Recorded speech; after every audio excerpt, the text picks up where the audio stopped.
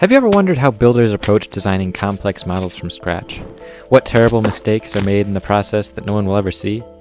In this video, we'll explore what went into creating this build I made back in 2017 for the first round of the Middle-earth LEGO Olympics.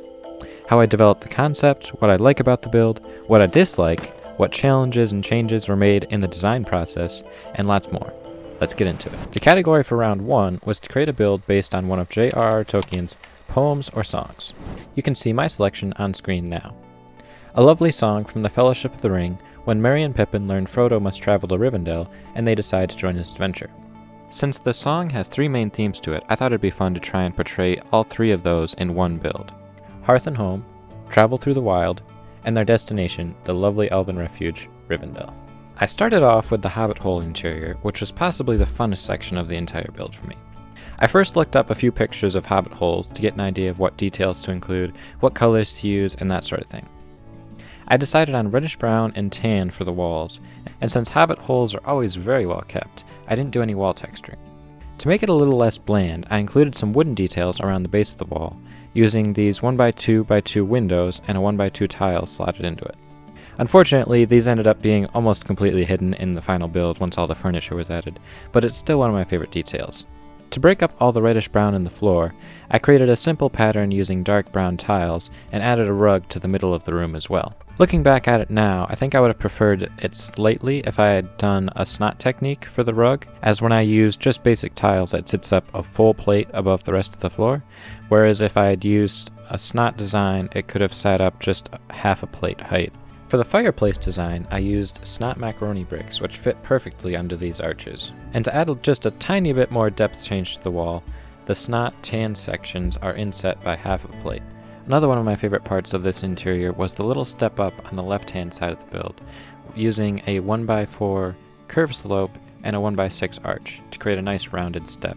Next came all the furniture. Making everything a little bit shorter than I normally would was challenging at times, but I'm quite pleased with the end result, especially the chairs, which make great use of these minifig neck brackets for the arms. And of course, the ceiling had to be at least slightly rounded since it's a Hobbit hole after all. To achieve that effect, I just used some simple arches in reddish brown and tan. Next, we move on to the middle portion of the build, travel through the wild. As this was mainly a landscape, it was pretty straightforward and didn't take long to complete. So unfortunately, I don't have a lot of work in progress pictures to show of it. One of the most important parts of this section of the build, however, was the transition from the rectangular Hobbit hole base to the organic landscape. To do this, I used some snot rockwork and wedge slopes to give a nice organic shape to the base. And I think it ended up working out quite well.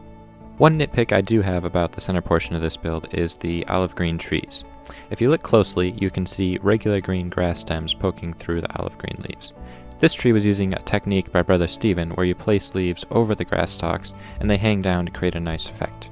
However, at the time of making this build, we did not have any olive green grass stems, so the bits of regular green are poking through and it just would have looked a lot nicer if they had been olive green instead. While the middle section was pretty straightforward and didn't take long to complete, Rivendell was not so easy. I was originally planning on having a bridge connecting the landscape and Rivendell, but making a design I liked that was small enough proved to be a very difficult task. Here you can see one of my attempts that I was not happy with at all. It was too blocky and just didn't have the look I wanted for that elven architecture of Rivendell. As such, I decided to forego the bridge and just continue with an irregular base, similar to the landscape of the middle section. Choosing the color for Rivendell's landscape was another tricky decision, but I think it turned out really well, with the light bluish gray for rocks, and then the dark tan, medium dark flesh, and dark orange to give that sort of autumn color palette. The circular gazebo was definitely the most challenging part of Rivendell, particularly achieving a design that would allow me to put some sort of roof on it. These small white levers ended up being extremely useful in this situation, and the dome just rests nicely on top of them. And to add a little bit more detail inside the gazebo, I also included a few cheese slope mosaics. After that, I added a few more trees to the forest, a small path in the Rivendell section, and tiled off the top of the Hobbit hole walls. And that pretty much finished it off. Let me know what you think of this build, and if you want to see more breakdowns of builds like this in the future, let us know in the comments. Catch you in the next one.